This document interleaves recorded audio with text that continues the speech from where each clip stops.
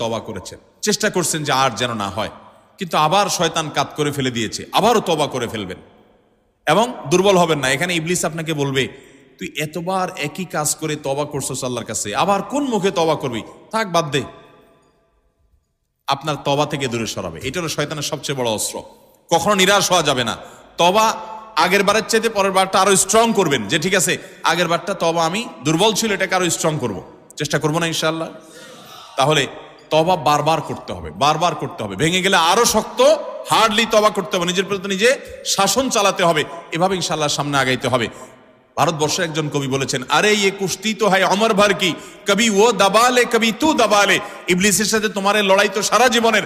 কখনো ইবলিস তোমাকে কাত করে ফেলে দিবে, তোমার দ্বারা গুনাহ করায় ফেলবে, আবার কখনো চোখের পানি ফেলে কেঁদে কেটে আল্লাহর কাছে একান্তে। ভাইরা, কিছু নির্জন সময় কাটানো দরকার। আমাদের কোনো নির্জন সময় নাই। নির্জন সময় হলে ওই মোবাইলে আমরা ঢুকে পড়ি, মোবাইল টোবাইল